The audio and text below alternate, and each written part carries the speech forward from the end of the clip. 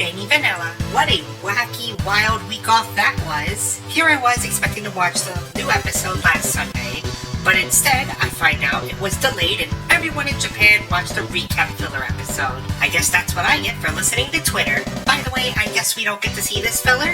Whatever, I'm sure we didn't miss much. And on top of all of that, I had a really bad stomach virus earlier this week, so some good fortune for that delayed episode. Anywho, so on to episode 18 of G-Witch. It's a setup episode, and what an emotional setup episode it was. Just when you thought the worst was over for Suletta, she is once again rocked to the core. In this episode, we get a sneak peek of a brand new Gundam. We learn a whole lot more about Ellen, and Suletta gets the revelation of her life. You don't want to skip this episode, comrades. No filler here, just an absolute Gundam of an episode and another W for this series. I can't wait to talk about this one, so let's get that spoiler alert out of the way and jump right into this.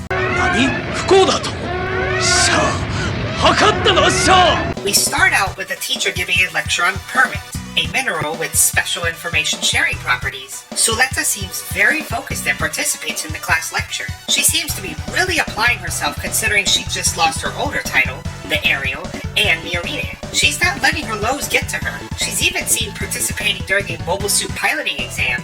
It's a special type of self-gaslighting that we'll see throughout this entire episode. I mean, you really have to feel for the girl. She's lost everything, so she's really just burying her head in her work, or in this case, her school list. Pause here, by the way, and you'll get a look at some of the stuff on this list. What's not crossed off?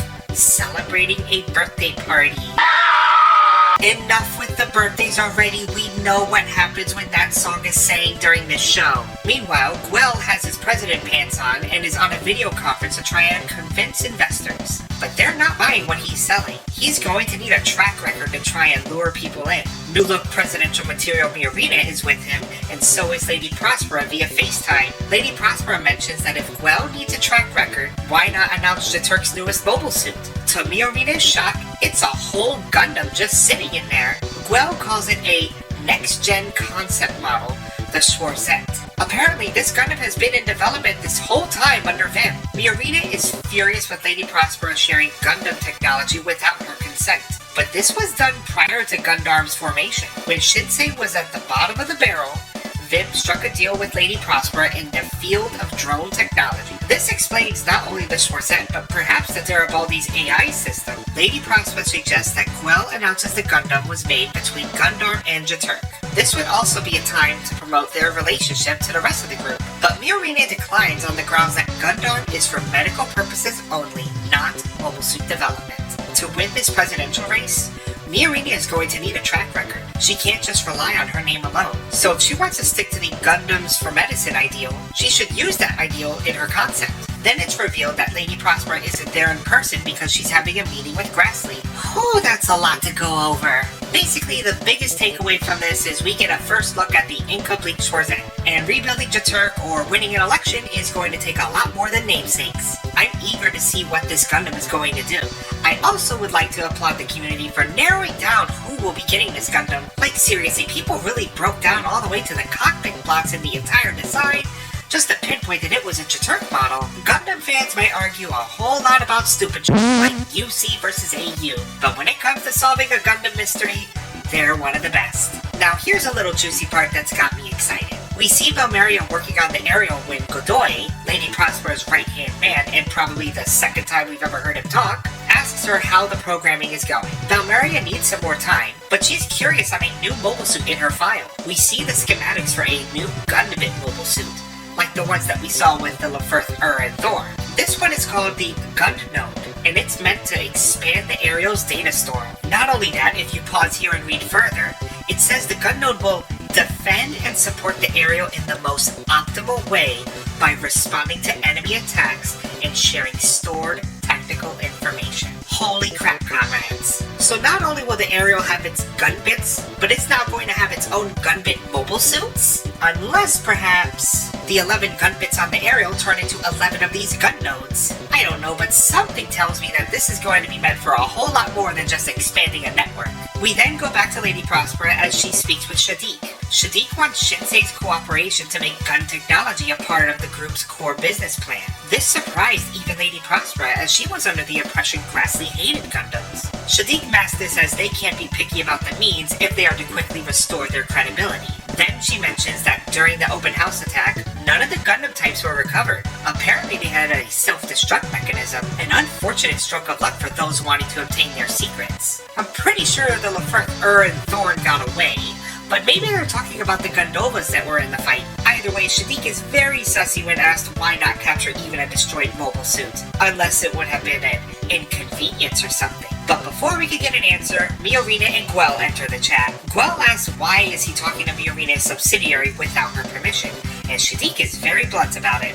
He's enlisting companies to support his election as president. Not only that, he has Pale's support. With the vote being just 2 weeks away, Shadiq is already miles ahead of Miorina. Maybe if she wasn't so busy breaking Suleta's heart, she would have jumped on that racehorse already. Okay, that's just me being emotional. Meanwhile, back at the school, Suleta is once again in Miorina's greenhouse tending to her plants. Chuchu is with her and she is confused by Suleta. Chuchu asks if Suleta was pissed off at Miorina. She's succeeding her father, who she hated so much, and then threw her away for Guel. But this new self-gaslighting Suleta is not pissed. She goes as far as to say Miorina did nothing wrong. It was her own fault for getting her hopes up with Miorina. Just then, Lauda shows up asking how long is Suleta going to hang around the greenhouse. With the title of holder and Miorina now by Guel, Lauda calls Suleta a useless, empty Mercurian witch. Chuchu has heard enough and grabs Lauda, but Lauda says he has no intention of fighting. Instead, he thanks her for saving his life during the attack in the open house, and then leaves. This really threw off Chuchu, but Suleta agrees with Lauda. She blames herself for everything. Chuchu is just about had it with Suleta's self-loathing and grabs her. She says they're going to see Miorina. See what I mean by self-gaslighting? I mean, yes, I've been saying the relationship between Miorina and Suleta is one of convenience for Miorina, but still, I feel bad for Suleta. If anything, she's just caught as a pawn in the grand scheme of a political drama. You think it's bad now? Suleta's already fragile mindset is about to be crippled by the end of this episode. So with everyone in Earth House leaving to see Miorina because, they have a whole ship to crew, Martin was volunteered to stay in the hangar. Suleta doesn't really want to go, but Chuchu is adamant that they have a talk. She wants Suleta to tell Miorina exactly how she feels. The Earthians can tell a change of heart within Chuchu. Before, she would punch and ask questions later, but in this case, she's promoting dialogue. Chuchu says she's just doing what Nika would have done, and the mere mention of Nika triggers Martin. He's a confusing one, but in a few scenes, we'll get some insight on his feelings on the whole Nika situation. Speaking of Nika, we head back to Nerea, Ellen, and Nika. Ellen tries to be friendly with Nerea, but she wants nothing to do with him. But Nika has some questions for Ellen. For starters, he's Ellen, right? No. He says he is not the Ellen everyone knows. We quickly cut to the real Ellen, who we've seen before in this series. Real Ellen says that he should have been nominated as the presidential candidate, but Nugent says it is not his time yet to show up. Just when will it be his time to show up? Smarmy Ellen reveals that Pale uses a unique AI to choose the head of the company. The one who was selected was the original Ellen, who he refers to as Master Ellen. If you pause here, you'll see Master Ellen's evaluation. Either an S or an SS rank on everything but piloting a mobile suit. You suck! So when the dueling was prominent, he needed a backup. Not only that, there are inherent risks of piloting a Gundam. Nika learns all about enhanced persons through Ellen. If Ellen pilots the ferret, he will die. Anyone who pilots a Gundam will.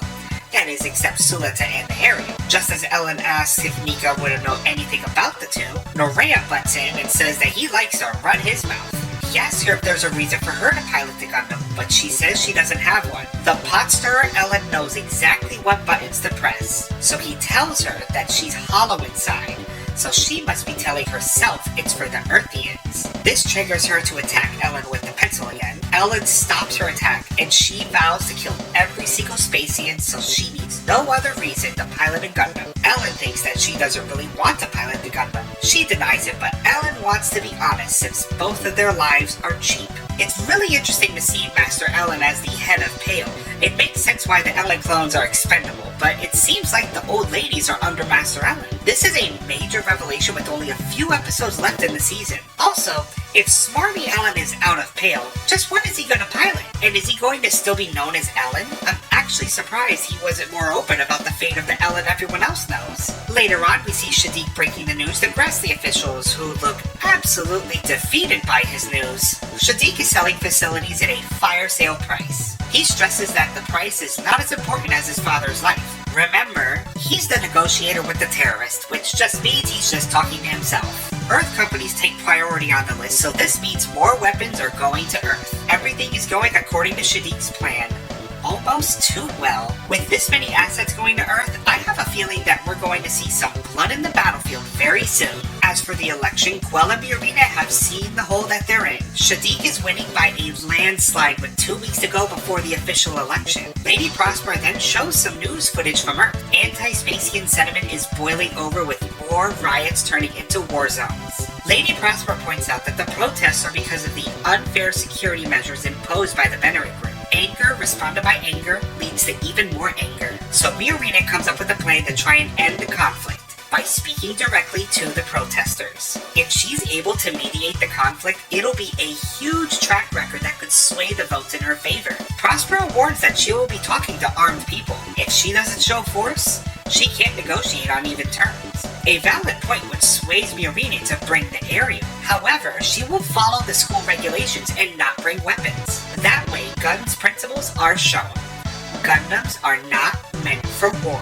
This little seed being planted has the potential to be as huge as Char's speech in Dakar in Zeta Gundam. Miorina pulling this off is going to throw the whole toolbox into Shadiq's perfect little plan. Word makes it to Shadiq of Miorina's plan. I'm willing to bet he's going to be sending the Harem Squad to try and stop them. Which means we're either going to get a badass Earth battle, or please, please, please, please let this happen, a battle above Earth's gravitational pull. If this happens, I hope we can see one of the Harem Squad girls get sucked into Earth's gravity and get absolutely cooked.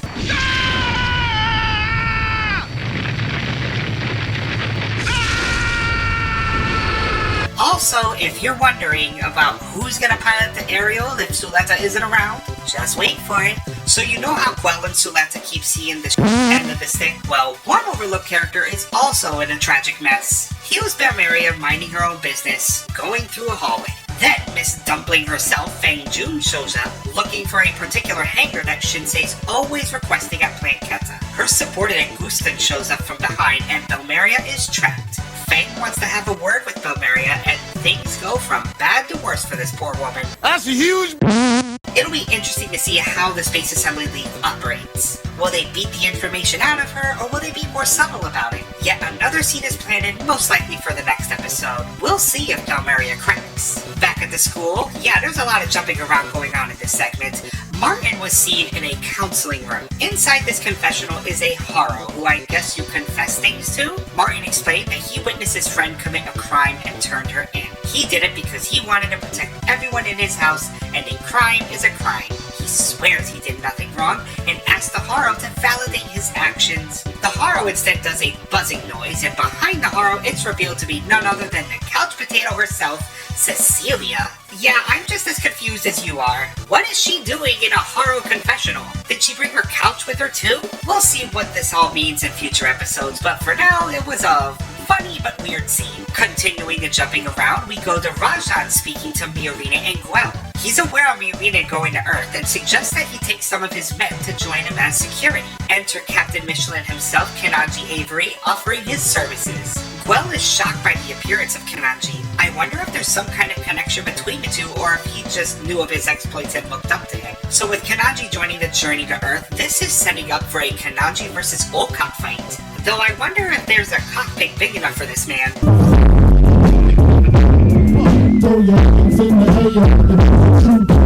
Oh, come on, it's a valid question. Kananji is great, I can't wait to see him back in action. Finally, we return to Suletta and the Earth House crew. Looks like they were not able to speak to Miorina without an appointment. Miorina is such a good friend.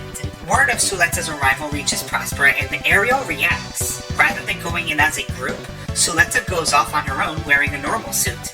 She traverses through the dark halls of the plant and somehow runs into the Ariel. The Ariel's cockpit was open and invited Suletta to come in. Just like old times, Suletta pilots the Ariel out into space. The bits start floating around and Suletta feels at home inside the Gundam. She says that Miorina didn't need her anymore, but she continues with the self-gaslighting and says that it was her fault. It hurts her not being able to see her. She can't believe in her mother's words of, "Move forward, game 2. Get ready, comrades, because this is the juiciest part of the episode. Suddenly, the Ariel activates Permit Score 8 and Suletta is sent into a subconscious world.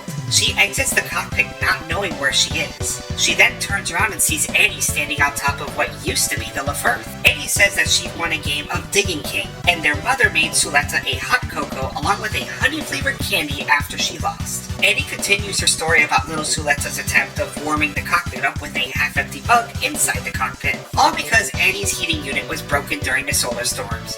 It's a really sweet moment. Suletta asks Eddie if she was the Ariel. Why does this little girl look just like Suletta? Suddenly, more Eddies show up. They say the door has opened and Suletta was the key. Now that the door is open, there's no more need for a key. The Eddies explain that Suletta was just a fill-in because Eddie can only live inside the data storm. The Eddies call themselves the Children of the Coven. Suletta is baffled by everything going on. Eddie then reveals the answer to what is Suletta. They are all Replit children, created from Eddie's genes. Each one of these floating around Eddies is an Eddie that died. They all work towards the common goal of Quiet Zero creating a world where Eddie can live. So with that, they say they don't need Suletta anymore. Suletta begins to panic and protest, but Eddie activates a data storm into Suletta. For the first time, we see Suletta affected by the data storm. She witnesses the death of Eddie inside a cockpit and what appears to be baby Suletta reaching up to it. Eddie continues to explain that Permit Score 8 means that she can move the Ariel on her own. The Ariel no longer needs a pilot. This was Eddie's way of telling Suletta, thanks for the help, but your services are no longer required. She cannot cling to her or her mother anymore. Suletta isn't ready to let go and pleads for Eddie to stop, but it's too late. The Ariel sends Suletta out into space. So this is the answer that we have been waiting for. Suletta comes from a long line of Prudu clones, but in this case, it's Eddie. The fact that she's nothing more than a key for Eddie says a lot, and once she's all used up, she's literally just thrown away. Just then, Prospera shows up and Suletta asks if it was all true. Prospera activates an emergency beacon for Suletta and pushes her away, saying Eddie was right in what she said. She tells her to go back to school. It's all she needs to fill her heart. Prospera then boards the Ariel and flies away to the disembarking ship holding Miorina, heading straight for Earth. Prospera asked Eddie if this was alright. What if they brought Suletta with them? After a familiar glow in the cockpit, Prospera agrees. This is the best option for Suletta to live freely. Our last image of Suletta is her crying out in tears in the silence of space, once again discarded and going through an existential crisis with no one to lean against. Prospera has been cooking something up for 21 years. The season finale is going to be the Red Wedding of Gundam. I can't wait to tell the world that Lady Prospera did nothing wrong. Okay, so maybe I was wrong when I said I can't wait to say Lady Prospera did nothing wrong. Holy crap, this whole notion of tough love for the fragile-minded Suletta, it's too much. No one wants to be upfront with her, and it's taking its toll. So now Suletta is left behind with the focus shifting back to Earth. I know there's gonna be people saying, this is for her own good, Vanny. That. The girl's happiness is with the Gundam. It is with her family. I've rooted against Gundams before, like when I watched 00, and I'm feeling it in this one too. Call me heartless, call me a flip-flopper, but I am hoping that the Ariel meets its demise by the end of this series. Starting with every single one of those gun bits getting blown apart. I'll go as far as to say Lady Prospera gets absolutely gutted. I can only hope for Miorina to get what's coming too, but that'll just piss off the Yuri fans. This whole episode was an exciting, emotional roller coaster. But what is left for Suletta? The story isn't really driven by her anymore. She has no mobile suit. She has no family outside of Earth House. Everything she touches rejects her, and her only coping mechanism is self-gaslighting. These last few episodes, from whatever's gonna go down on Earth, the election and the activation of Quiet Zero, is going to be wild. Anywho, comrades, that's the video. Please let me know what you think down below. What do you think of the Schwarzets reveal? When will the suffering end for Suletta? And am I being just a little hard on the lolly in the Gundam? Personally, it's great storytelling. The emotions like this mean they're doing their job right. So I will not back down as to say that as of episode 18, I am hoping the Ariel gets blown up in the end. We're getting closer and closer to the end, and I can't wait for the next exciting episode, Not the Best Way. Oh, funny title. I feel like all the about Suletta wasn't the best way either. Until next time, comrades. Bye! Congratulations, you made it to the end. The cringe is over, unless you want more. Do it. Click those videos in the box. Do it. Do it. What the